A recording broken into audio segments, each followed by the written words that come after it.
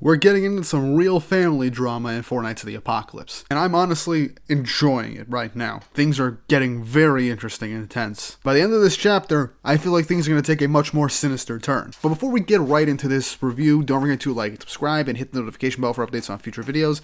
Really helps, and it shows you guys enjoy the content I make here on the channel and shows you want to see more. But with that out of the way, let's get into another good chapter of Four Nights of the Apocalypse. Chapter 142 of Four Nights of the Apocalypse, titled A Sad Crossing. As we start this chapter off, we check back in with the Cayenne kids as they're all having their lunch with their respective meals.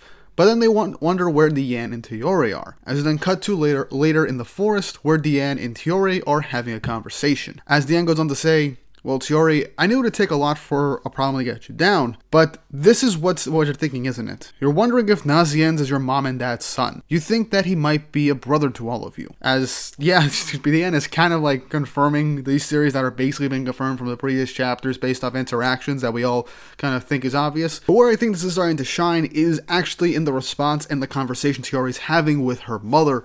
And I'm glad we're taking the time to actually think about this, as Tioreh goes on to say, I heard the rumors before about your first child being a victim of a changeling plot. That's why you strictly prohibited Puck from all that nonsense. They were just rumors, so I didn't pay them much attention. But 2 years ago when I ran into Nazienz in the fairy realm, it surprised me. I mean, how close to you and Dad can you even get? As Diane tries to joke about it, being like, what, you mean her looks? But Tioreh says, no, a lot more than that. As she goes on to say that Nazienz doesn't have a gender just like Fao. How many other humans are like that, do you think? And only fairies and giants can adapt to the air in this realm so quickly. And most of all, I only found out about this just now. But it turns out Nazienz was abandoned as a child too. And we're talking about an 18-year-old here, just like Myrtle. As Diane just starts to really come down and realize that Tioreh is stating the truth, and that she can't really hide this any longer. As Diane goes on to say, let's just pretend for a moment, alright, that you're right and Nazienz is your brother. Is that bad for you? As Tioreh just shouts out, no, of course not.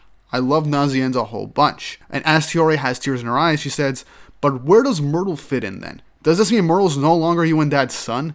He's not our big brother anymore? As she then says, because that can't happen. It'll just be too hard for all of us, as she flies away in tears. And this is something that I do like. Also, really quick thing, Pao overheard this as they were hiding in behind one of the trees. So the rest of the siblings are going to find out about this now too. But what I like about this is that things are going to be complicated, because for all these years, all the siblings thought Myrtle was their brother. And they did kind of hear a bunch of rumors about Myrtle and the changing plot and all that stuff, but they didn't really pay too much mind to it because Myrtle's their brother, King and Diane love him, and they all grew up together as siblings. Despite the telltale signs that he was human were relatively obvious, and chose to ignore it as they were family. But now realizing that they had a long-lost brother come in and come back, Tioreh is not just worried that, Nazienz essentially was away from the family that he could have had, but now she's worried a lot about Myrtle, her older brother, who she thought was their brother to begin with, and she just doesn't want anything to change, because now that Nazienz, the original, is back, she's afraid that Myrtle will be heartbroken and that he won't be their family anymore. And this causes some really good family drama. Now we can go on to say how King and Diane could not find their original child somehow. I have no idea how this is possible. We need a good explanation for this. But we could also just boil it down to fairies and giants not having the best sense of time, especially in the fairy realm. So for all we know, it might not have been too long for them, because we all know like a century just go by in the blink of an eye for these characters. But Tioreh is right, it was a long time and she doesn't want anything to change. Myrtle's their brother and that's never going to change for them, and she doesn't want King and Diane to think any differently. Now we all know Diane especially, she's not going to think any differently of Myrtle or Nazienz, but King does something kind of stupid in this chapter that is rightfully called out on, and I'll get to that in a second. But for now, we cut back to Myrtle and Sixtus, as they return the fairy baby to their family, as they thank Myrtle and Sixtus for bringing their child back home. And I like how Sixtus is like, hey, good thing Puck and the baby recovered. And also, did you hear those parents? They called you their guardian angel. And, well, Myrtle's like, well, yeah, but I'd prefer to be a giant or a fairy. And then he begins to open up to Sixtus about their talk from earlier, but Sixtus just shuts him down and says, look, I know what you're after. And he says, let's go talk to Dad, alright? We'll ask him to let you drink the drug of yore. Sixtus and Myrtle begin to head up to the top of the mushroom where King and Diane were staying, as Myrtle goes on to say, I can't fly like a fairy, I have no wings. But I'm not as big and strong as a giant either. All my siblings resemble my mother or father in some way. I'm the only one who doesn't. If there's anything that'd make me your brother at all, it's the ability to adapt to living in this realm. But would father let me have something so precious? As Sixtus says, didn't you say that Dad's a kinder king than anyone out there? As Myrtle gets a smile on his face. And look, I like how the kids have great faith in their dad through all the years that they have been together and have been raised by them. And I like that they have a nice sibling bond. And Sixtus, second oldest, and the ability to read hearts, knows what Myrtle wants and is being a good brother here. And I kind of love that. But the two of them then get up to the top of the mushroom as Sixtus tells Myrtle to hold on, as they see King and Nazienz together. But as they're staring on, King begins to chant as the tips of the vines of this mushroom begin to glow and conjure together. As in his hands, he reveals to Nazienz, and by extension Myrtle and Sixtus who are staring on, the drug of yore. As King goes on to say, this is the drug of yore, taken from the Ares flowers that grow atop the sacred tree once every millennia. It can heal any sickness or curse, and bring souls and bodies back from the brink of death. As Sixtus is like, well, hey, look, it really does exist.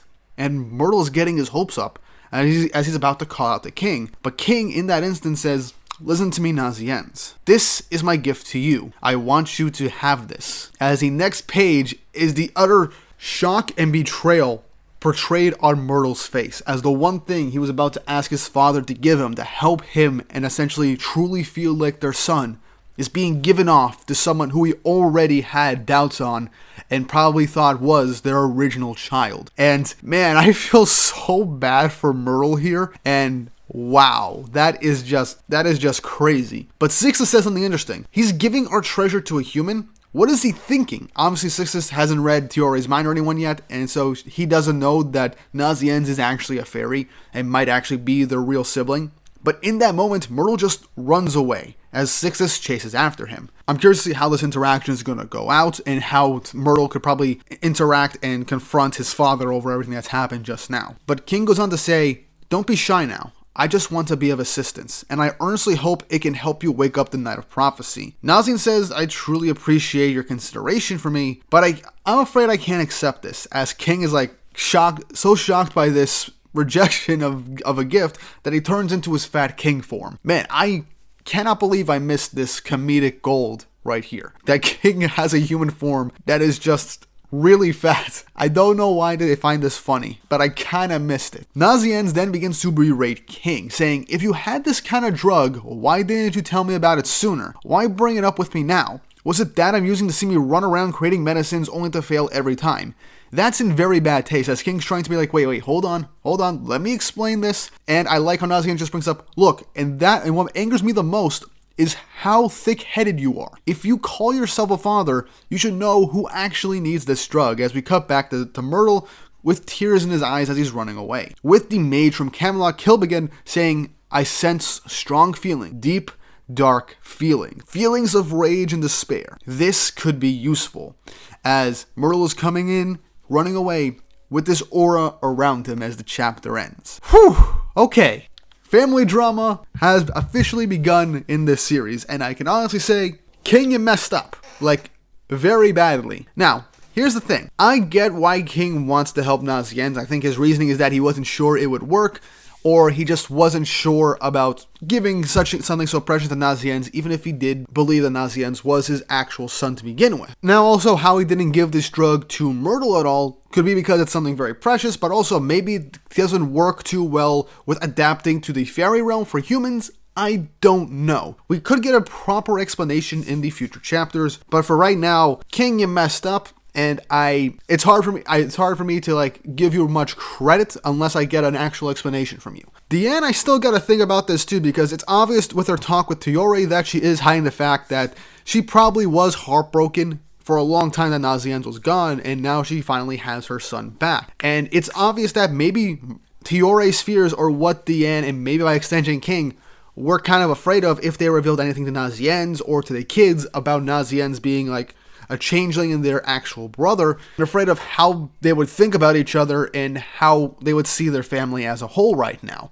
And with Pao basically overhearing all this and going off to probably tell the rest of their siblings, this could end up being a whole big family drama thing, and I'm all here to see how this concludes. I feel like Diane would be the one to kind of calm everyone's nerves down and properly explain things, while King would kind of fumble his way through it. I don't know why, I just feel like that would be the situation, but I am glad that Tioreh brought this up to Diane, that she figured it out with her talk with Naziennes, and is very realistically talking about her concerns and worries over her brother Myrtle, who, while not by blood as her brother, still considers her family and is afraid that they'll abandon him or not consider him family anymore now that Naziennes is back in their lives. Which would, if this was real life, I'm pretty sure siblings would actually, well, be afraid of things like this, and I kind of like that Nakaba's adding this layer into the story, and shows just how strong that this sibling bond that the Cayenne kids do actually have. And I like how we see a lot of it through Sixtus and Myrtle's interaction within these last two chapters,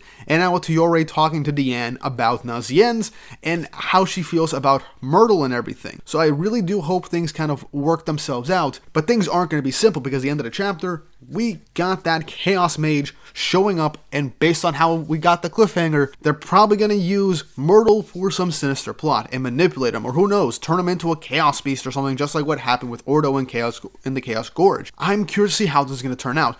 My worst case scenario that I'm thinking of right now is that after Pao shares information with the rest of their siblings, they're going to go after Myrtle, and if they have these negative emotions, and they stick with Myrtle, the Chaos Mage might actually use that against them and turn them into a Chaos Beast and turn them against King and Diane, forcing them to fight their own kids, with only Naziennes and maybe Tioreh probably figuring out a way to save them, for all we know. This is a very morbid and dark turn that I do see happening, but I kind of hope that's not the case. I kind of hope things figure themselves out, but for now, Myrtle at the very least being targeted by the Chaos Knights, and will probably be used to hurt King in the end and maybe steal the Drug of Yore from Naziennes. Because I don't think we're going to revive Percival anytime soon, if the Drug of Yore could end up being used to bring Percival's spirit back into its body. But yeah, that was the chapter. I really enjoyed it. I'm liking the family drama. I'm liking the cliffhanger that we're getting with Myrtle. And I like how King is kind of an incompetent parent at times, and Diane is trying her best to keep things together. And the reactions to the rest of the family, I cannot wait to see once they find out this news. Next chapter is going to be intense, and I'm all here for it. But let me know your thoughts and opinions in the comment section down below. And if you haven't already, like and subscribe and hit the notification bell for updates on future videos. Really helps, and it shows you guys enjoy the content I make here on the channel and shows you want to see more. I'm really enjoying how the 4 nights is turning out post time skip, and I cannot wait to see how things truly turn out. But with all that said and done, I hope you all have an awesome day.